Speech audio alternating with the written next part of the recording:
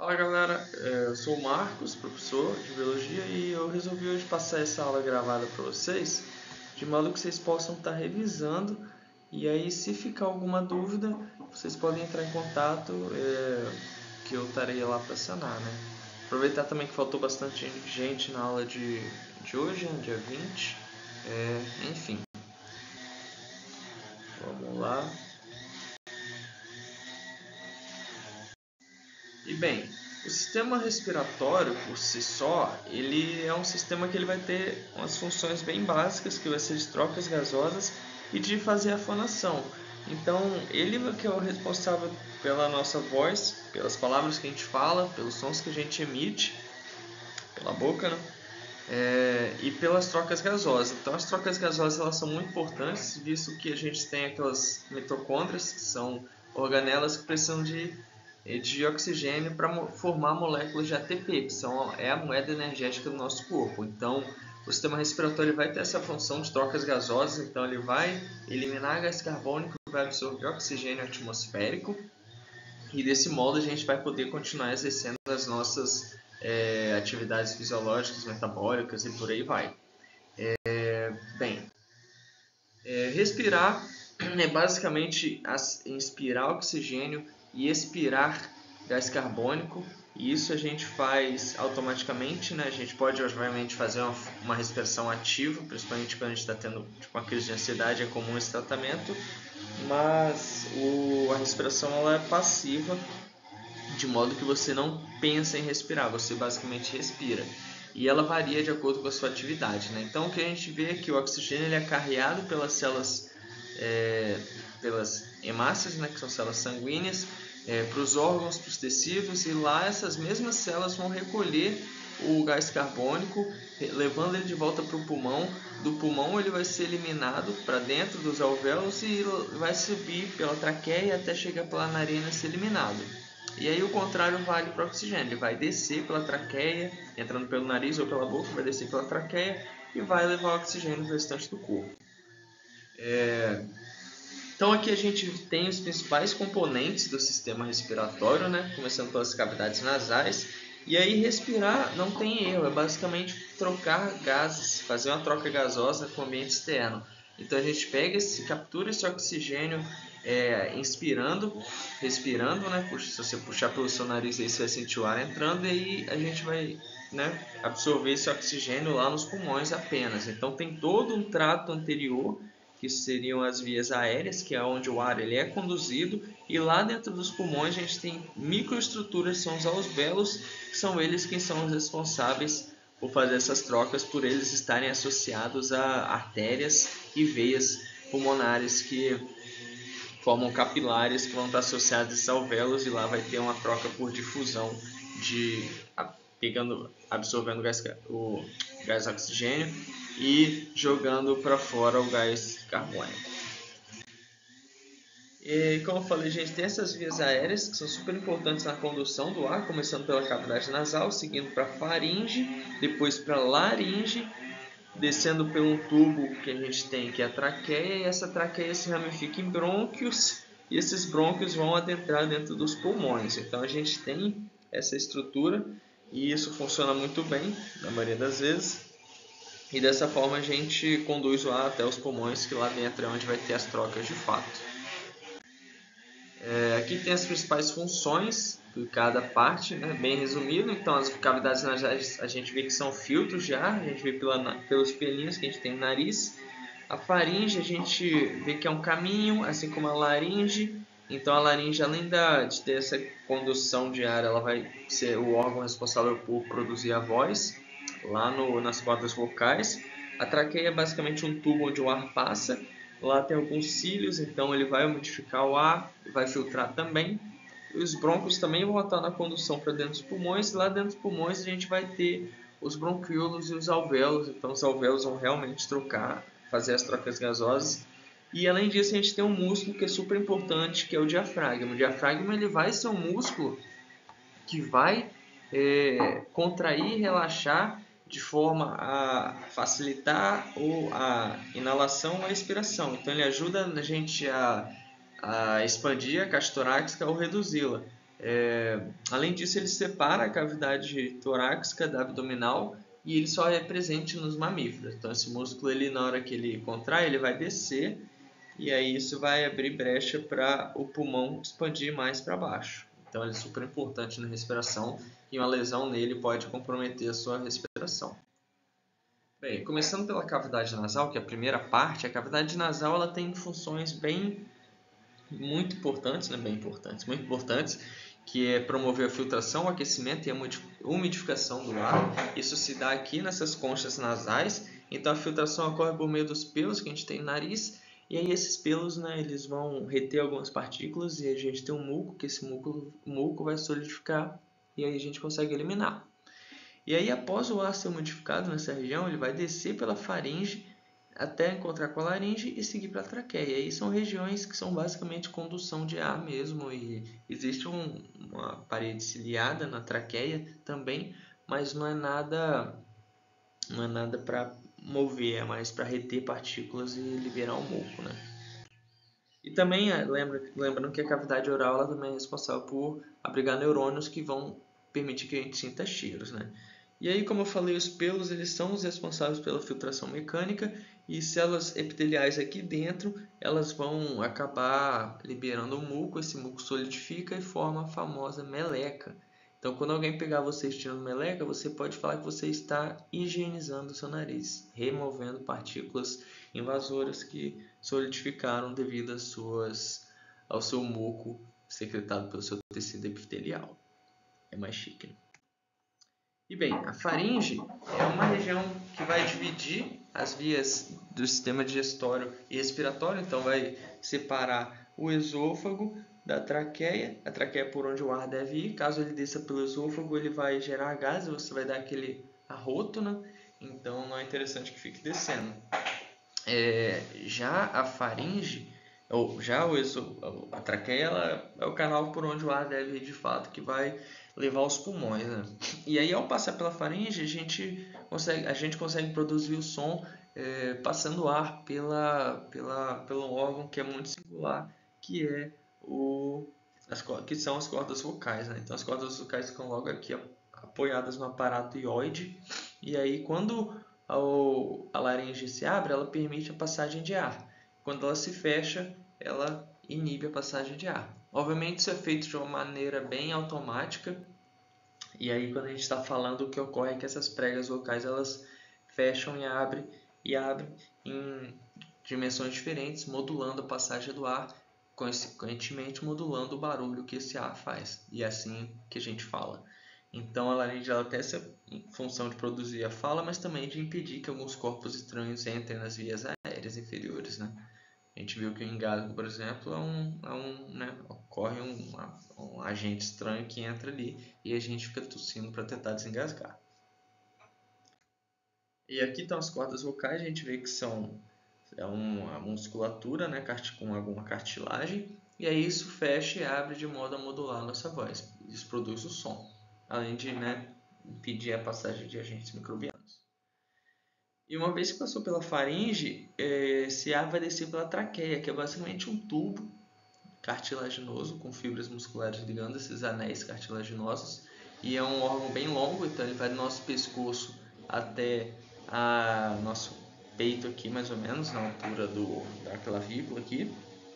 E ele, como eu falei, ele é revestido internamente por um epitélio ciliado, que vai remover algumas impurezas e produzir um muco, que é o catarro. Então a gente dá aquelas catarradas que parece estar puxando a alma, a gente está trazendo lá da nossa traqueia para expelir isso para o ambiente externo ou engolir. Em alguns casos, algumas crianças engolem catarro e é meio nojento, né? Mas enfim. E aí esses anéis cartilaginosos, eles são super importantes, que eles evitam que a nossa traqueia colabe, ela não vai fechar, não espera-se que ela se feche, né?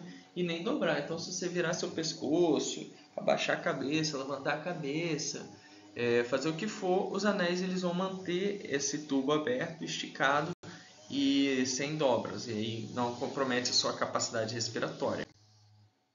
E aqui está como é, né? Então a gente vê aqui a traqueia, a gente vê a laringe aqui, a faringe, as vias nasais aqui. Então a gente vê que tem as conchas, que elas aumentam a superfície de contato do ar ali e promove essa umidificação e e a regulação da temperatura, porque às vezes o ar está muito frio, o ar está muito quente, então a gente precisa adequá-lo para jogar dentro do pulmão já numa temperatura ideal, né? Então a gente tenta balancear isso com a temperatura do nosso corpo, que é 34 graus.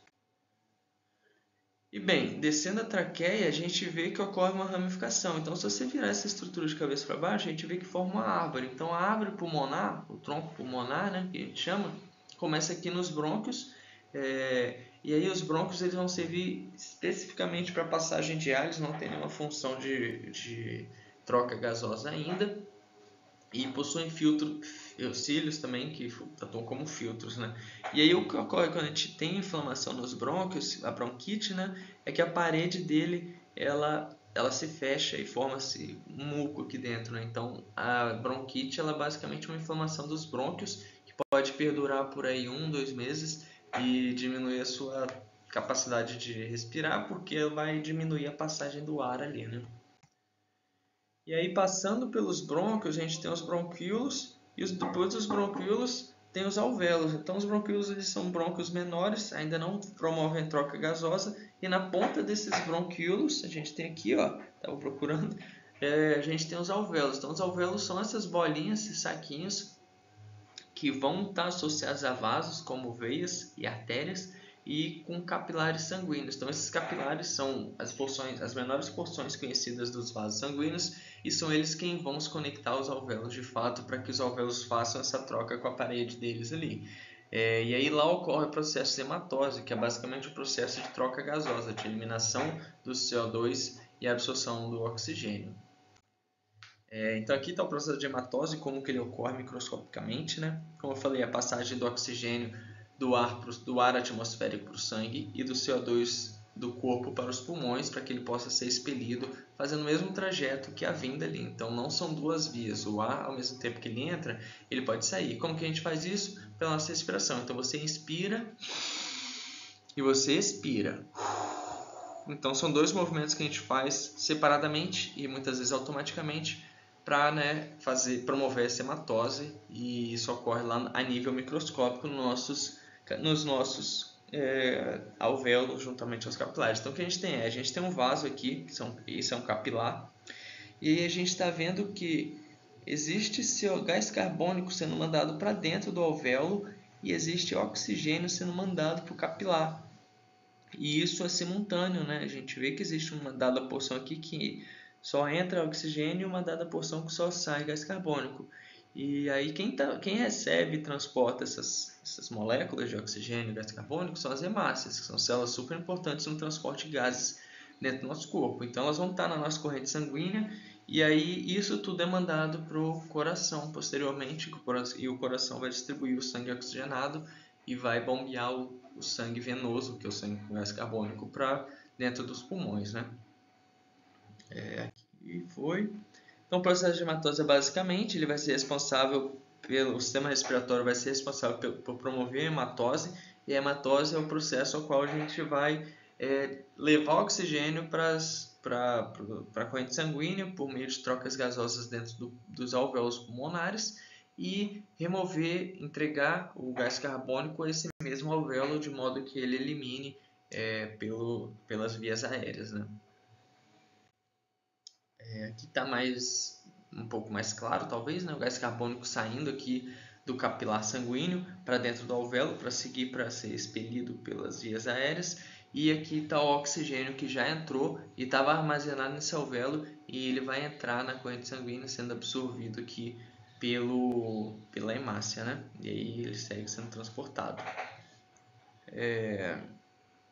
Então, dentro do alvéolo, a gente pode encontrar tanto o gás carbônico quanto o oxigênio, sendo que o oxigênio vai vindo do ar atmosférico e o gás carbônico vai vir dos processos do nosso corpo que acabam liberando o gás carbônico, né? E, enfim, existe um método que o nosso corpo transporta o gás carbônico que ele é menos tóxico, que é em forma de bicarbonato.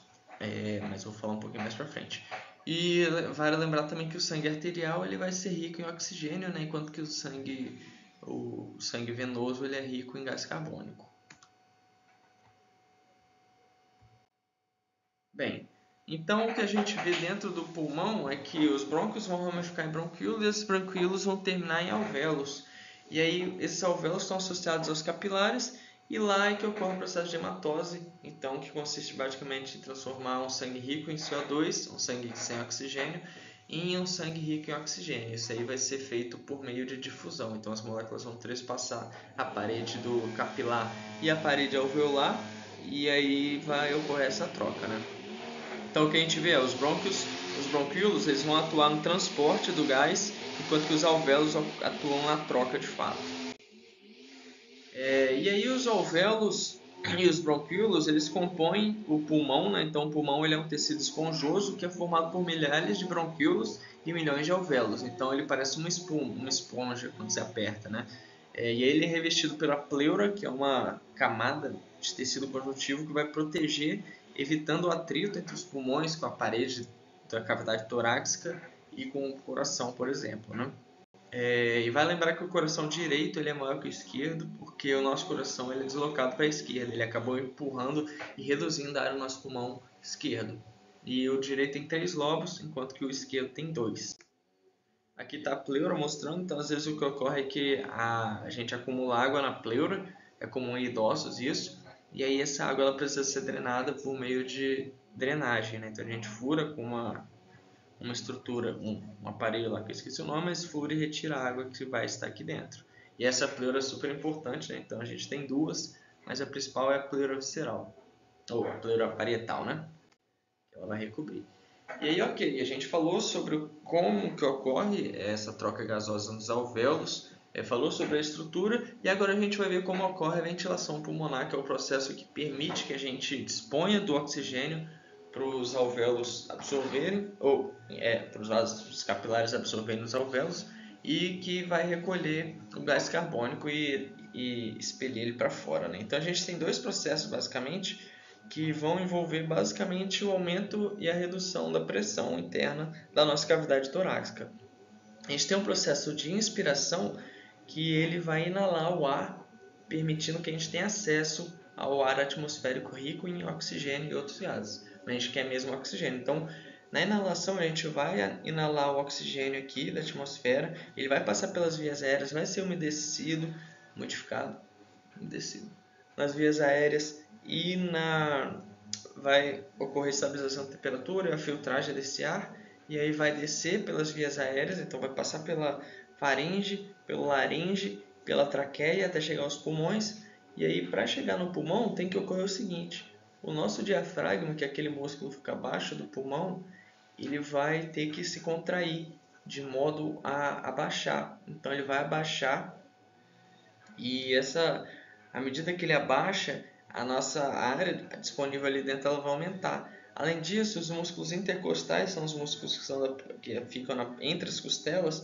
eles vão contrair, elevando e aumentando a caixa torácica. Então, isso tudo reduz a pressão interna dentro da cavidade torácica aqui, fazendo com que o ar entre. É uma questão de física isso, toda vez que você reduz a pressão, ocorre aumento do volume. Então você reduz a pressão lá dentro, permitindo que o pulmão se expanda. E por isso que é importante você ter esse sistema bem compacto, bem fechado. As pleuras também são super importantes nisso.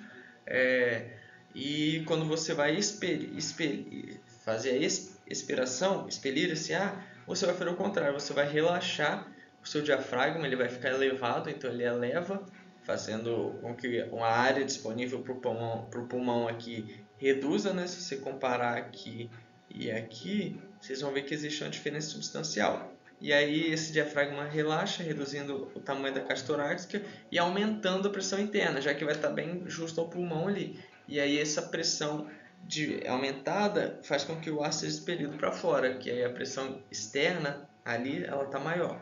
Então faz com que o ar vá para a região que está com a menor pressão possível, né? Isso se balança aí na física que os gases eles vão para locais onde a pressão está menor, né? E aí basicamente isso ocorre por conta dessa ação desses dois músculos, o diafragma e os intercostais, e as alterações na pressão causam entrada e saída de ar, evitando assim que a gente tenha que ter uma ação muscular toda hora que vai respirar. Esse mecanismo de aproveitar o sistema da física, ele, né, permite que a gente consiga respirar e fazer umas trocas gasosas com o menor gasto energético possível. Bem, o controle da respiração, agora que a gente viu como que ocorre por meio dessa contração e relaxamento dos músculos intercostais e do diafragma, ele ocorre por conta do controle do nosso bulbo encefálico. Ele é sensível ao pH do sangue, então ele tem neurônios, existem quimiorreceptores, né, que indicam a acidez do nosso corpo, e a acidez ela é um indício de que existe muito gás carbônico sendo produzido. Então o aumento da acidez ele vai promover o aumento da frequência respiratória, assim como a queda do oxigênio, porque ambos esses dois fatores aqui, tanto o aumento da acidez quanto a queda do oxigênio, eles são resolvidos aumentando a frequência respiratória muitas vezes. Então você respira mais para fazer uma troca maior interna no seu corpo, né? À medida que você expele mais gás carbônico e você inspira mais oxigênio e expira mais gás carbônico, né? Então a gente acelerando esse processo, a gente faz as trocas mais rápidas. O comum é que a gente faça isso 16 vezes por minuto, mas né, quando você está jogando futebol, correndo, fazendo qualquer coisa física, a tendência é que isso aumente. Então o bulbo cefálico ele vai atuar sobre essa musculatura, promovendo essa contração ou relaxamento mais rápido. E aí, como eu falei, o ritmo é 16 vezes por minuto, um adulto normal. E a ponte é essa estrutura aqui, ó, ela fica abaixo do bulbo. O bulbo também ele atua na respiração. O bulbo, esse aqui, ó, essa pontinha aqui, ó. Eita. Só que o bulbo ele vai controlar nosso ritmo respiratório para falar e tossir. Então a gente fala e respira enquanto fala. E também na hora de tossir a gente precisa de um estímulo que é promovido pelo bulbo. Bem, e o transporte do gás oxigênio e gás carbônico, eles são feitos por células especializadas, são as hemácias, que são células sanguíneas, e elas são anucleadas, é o único tipo celular que é anucleado, e elas são anucleadas nos mamíferos. Nas aves elas chegam a ter núcleos. E elas têm esse formato discoidal, né? Então tem essa dobrinha no meio, e elas que vão carregar esses dois gases super importantes. E elas fazem isso da seguinte forma: a hemoglobina fica dentro da hemácia e são proteínas que vão se associar aos gases. Então a gente tem aqui dentro várias moléculas de hemoglobina que o oxigênio vai se ligar. Então ele vai preencher todas essas hemoglobinas, a gente espera, né? E à medida que ele vai passando pelos tecidos, ele vai transportando o oxigênio que ele pegou lá nos pulmões para esses tecidos, de modo que vai gastando seu estoque.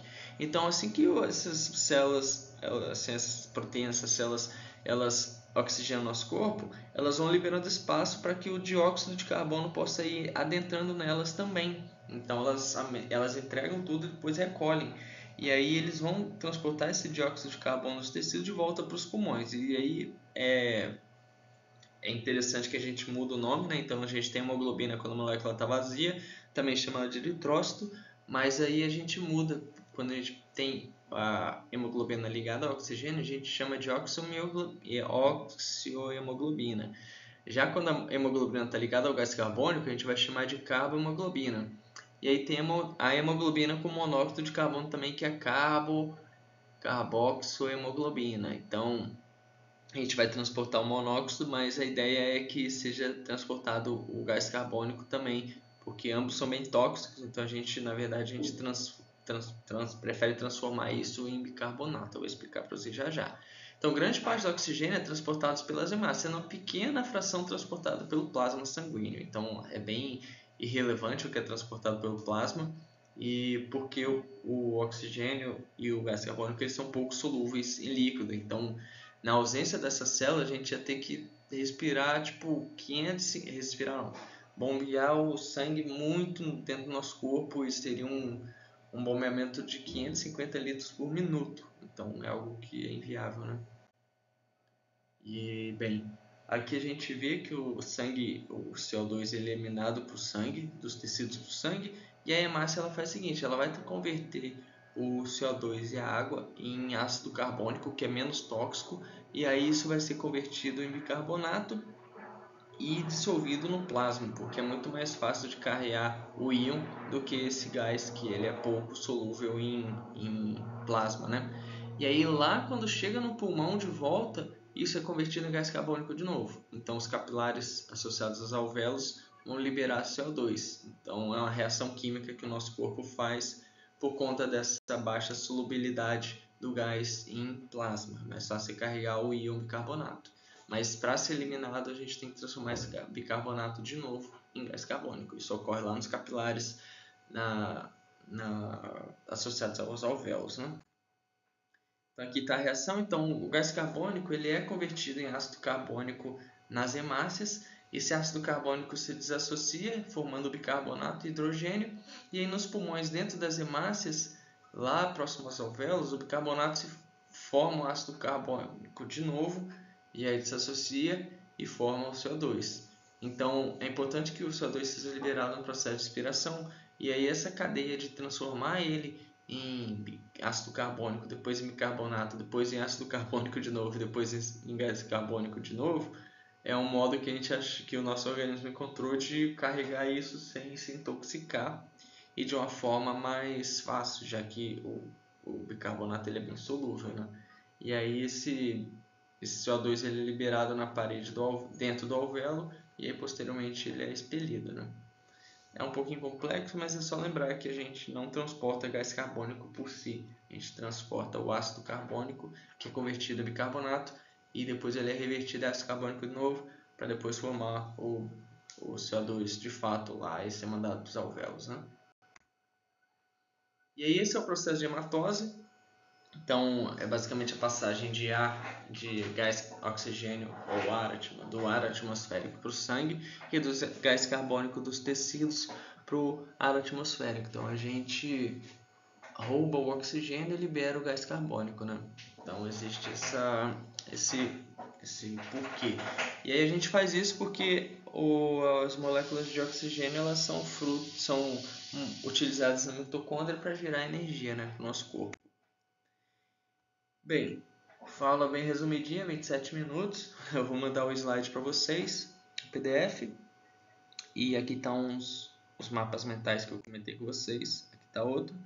E é isso. Aqui tem algumas questões para vocês, são comentadas. Espero que vocês se divirtam fazendo elas.